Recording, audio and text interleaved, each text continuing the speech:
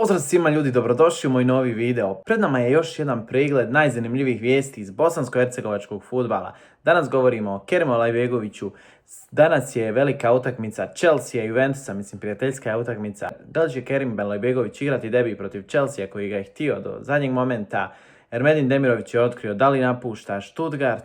I Edin Dzeko je po prvi put priznao da bi ova sezona mogla biti njegova posljednja u profesionalnom fudbalu. Tako da ljudi moji, krenimo odmah redom.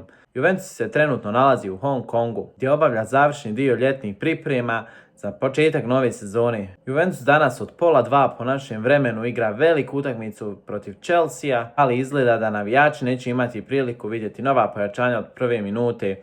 Riječ je o Kerimu Alajbegoviću i Kolo Muaniju, što ne znači da neće dobiti priliku u nastavku. Mnogi su odmah pomislili da je u pitanju neka povreda ili zdravstveni problemi, ali italijanski mediji prenose da nije slučaj u tome. Naime, obojica su kasnije priključila se pripremama i stručni štab Juventusa odlučio je da za njih pripremi poseban individualni program rada. Cilj je da potpuno fizički spremni uđu u sezonu, bez ikakvog rizika od povreda, ali i da se postepeno upoznaju sa zahtjevima koje pred njih postavlja novi trener Luciano Spalletti. To znači da će vjerovatno navijači morati sačekati još malo da vidi na debi Alajbegovića i Kolo Muanija u dresu Juventusa. Ipak, ono što je zanimljivo jeste to da niko u Juventusu ne sumnja u Alajbegovićev potencijal, naprotiv. Luciano Spalletti je na konferenciji za medije govorio o svim novim pojačanjima, posebno se zadržao upravo na mladom reprezentativcu Bosne i Hercegovini. Njegove riječi sigurno će obradovati sve navijače Zmajeva.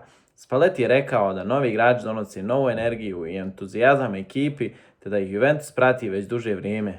A onda je uslijedila i posebna poruka Kerimu Alajbegoviću. Prema riječima italijanskog stručnjaka, Alajbegović je izuzetno perspektivan fudbaler sa ogromnim potencijalom. Otkrio je i zanimljiv detalj. Sportski direktor Juventusa, Massara, pratio je Alajbegovića još od prošle sezone i upravo je on bio jedan od glavnih zagovornika njegovog dovođenja u Torino. To dovoljno govori koliko Juventus vjeruje u mladog reprezentativca Bosne i Hercegovine. Ne radi se o slučajnom transferu niti o igraču koji je doveden samo za neku budućnost. Naprotiv, Juventus smatraju da je riječ o fudbaleru koji može postati važan dio ekipe odmah. Naravno, potrebno imati strpljenja. Kerim je i dalje veoma mlad, dolazak iz Bayera iz Leverkusena u klub poput Juventusa predstavlja ogroman iskorak u karijeri, konkurencija je velika, očekivanja također, ali upravo zbog toga Juventus želi da njegov razvoj ide postepeno, bez pritiska i bez žurbe. Ako ovo bude išlo prema planu, prve ozbiljnije minute mogli bismo vidjeti već u narednim prijateljskim utakmicama. Mnogi italijanski novinari smatraju da bi upravo ove pripreme mogle biti ključne za njegovu adaptaciju na novi klub. Dok se Alajbegović priprema za prve minute u dresu Juventusa, Ermedin Demirović konačno je prekinuo sve špekulacije o mogućem transferu ovog ljeta. Posljednjih sedmica njegovo ime povezivalo se sa brojnim evropskim klubovima. Pisalo se o interesu Lica, pogotovo kako je Muharem prešao, njih dvojica su veliki prijatelji, onda se spominjao Fenerbahče, pojedini mediji su ga povezivali čak i s Juventusom. Međutim, Demirović je danas jasno poručio da nikad nije ozbiljnije razmišljao o odlasku iz Stuttgarta. U prvoj konferenciji nakon povratka s odmora rekao je da je tokom ljeta čuo brojne glasine, ali je od samog početka znao gdje želi nastaviti karijeru. Istakao je da ima odličan odnos s trenerom, da vjeruje u projektu Stuttgarta, da se ništa nije promijenilo u njegovim planovima. To znači da ćemo jednog od najboljih BH napadača i sljedeće godine gledati u Bundesligi. Po mom mišljenju to je dobra opcija za Demirovića, Stuttgart mu odgovara. Jedino mogu je možda pronaći tu neku golgetersku formu da je prešao u Fenerbahče. Turska liga je manje zahtjevna nego Bundesliga naravno, ali dobro, neka njega u Stuttgartu. Ali ljudi, upravo bi u Stuttgartu mogao imati zanimljivo društvo. Naime, sve su glasnije informacije da je Dženan Pejčinović veoma blizu prelaska u Stuttgart. Mladi napadač koji važi za jednog od najvećih talenata u Njemačkoj mogao bi uskoro pojačati klub. Igrač koji je odbio Bosnu i Hercegovinu, želi da igra za Njemačku, mogao bi doći kao konkurencija Demiroviću u napadu. Demirović je i to prokomentarisao, nije krio zadovoljstvo tom mogućnošću, poručio da je Pejčinović kvalitetan igrač koji redovno prati kroz Bundesligu, te da bi svako novo kvalitetno pojačanje bilo od velike koristi iz ekipi. Takve izjave pokazuju koliko je atmosfera u Stuttgartu trenutno pozitivna. Klub želi napraviti dodatni iskorak, a Demirović bi trebao biti jedan od lidera ekipe. Naravno, na konferenciji nije moglo proći bez pitanja o Edinu Dzeku i njegovom povratku u Bundesligu nakon 15 godina.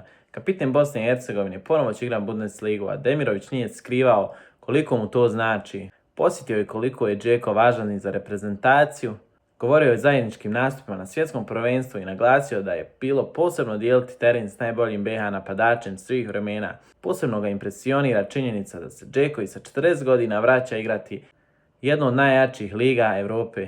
Demirović je rekao da je zbog toga iskreno oduševljen i vjerovatno mnogi dijele isto mišljenje. Upravo je Edin Dzeko danas bio jedna od glavnih tema u Njemačkoj. Kapiten Bosne i Hercegovine održao je konferenciju za medije nakon potpisa novog jednogodišnjeg ugovora sa Schalkeom.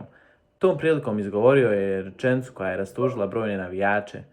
Dzeko je priznao da postoji velika mogućnost da mu predstojeća sezona bude posljednja u profesionalnoj karijeri. Naravno, nije rekao da je odluka konačna, rekao je da je prošle sezone isto tako razmišljao, ali je prvi put otvoreno priznao za medije da razmišlja o završetku karijere. Ipak jedno je jasno, motivacije mu nedostaje, poručio je da i dalje osjeća ogromnu želju za fudbalom, rekao je da ne bi ni potpisao novi ugovor, da ne vjeruje kako može pomoći ekipi.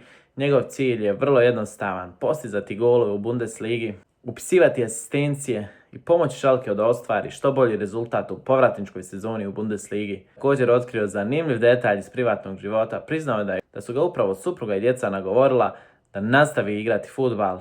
Posebno izdvojio ćerku koja je nakon svjetskog prvenstva rekla da želi nastaviti živjeti u Njemačkoj.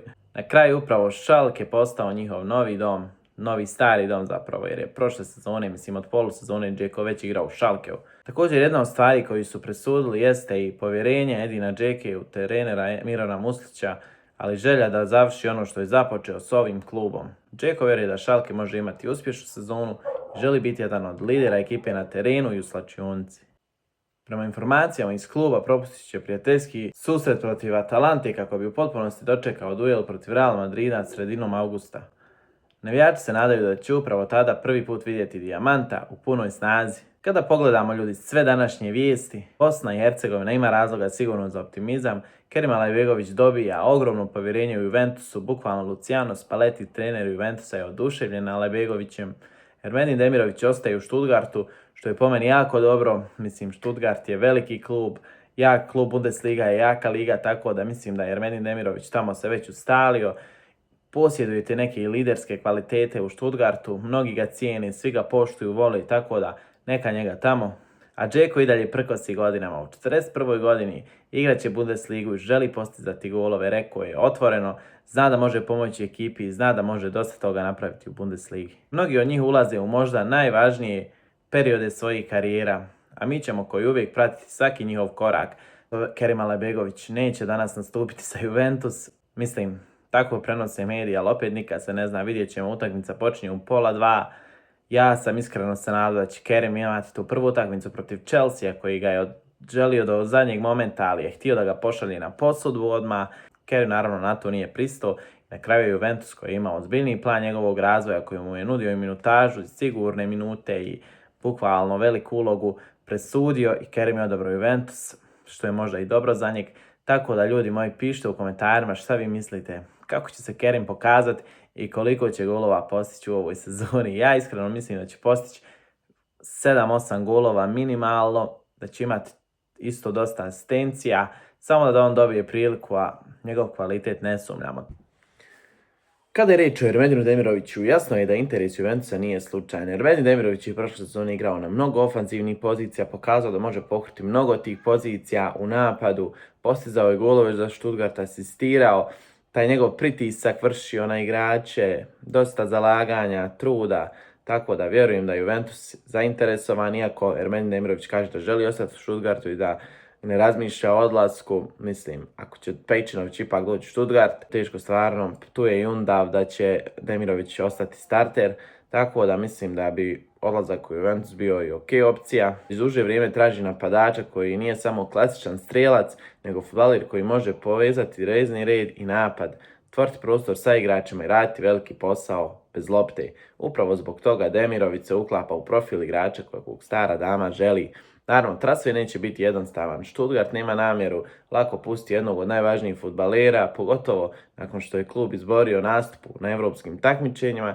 Njemački je klub svjestan nekoliko Demirović znači ekipi, pa će Juventus morati izdvojiti ozbiljan novac koliko želi realizovati ovaj transfer. Pored Demirovića raduje ono što smo vidjeli od Zinedina Smajlovića i Olimpijakosa sinoć, u važnoj utakmici nakon povrede kapitena i odmah preuzeti odgovornost u posljednjoj liniji, ali mladi BH štoper djelovao je sigurno i smireno. Koliko nastavi dobijati priliku u Olimpijakosu, nema sumnje da će sve ozbiljnije nametnuti selektoru Sergiju Barbarizu, koji je već objavio sliku s njim. mislim, donekle ozvaničio njegov dolazak, tako da ljudi moji, mislim da je Zvezdan Ismailović jako dobar štoper, da je pred njim bukvalno svjetla budućnost, pa vidjet ćemo kad će dobiti priliku. Ja mislim da će iskreno sad za ovoj Lige nacija sigurno biti pozvan. Nije Barbares džaba objavio sliku s njim, nije džaba išao u Grčku da dogovara nešto s njim, tako da mislim da ćemo gledati sad za Ligu nacija. To je to ljudi od ovog videa. Ako vam se vidio, lajkujte, pretplatite se na kanal, a mi se vidimo uskoro. Ćao!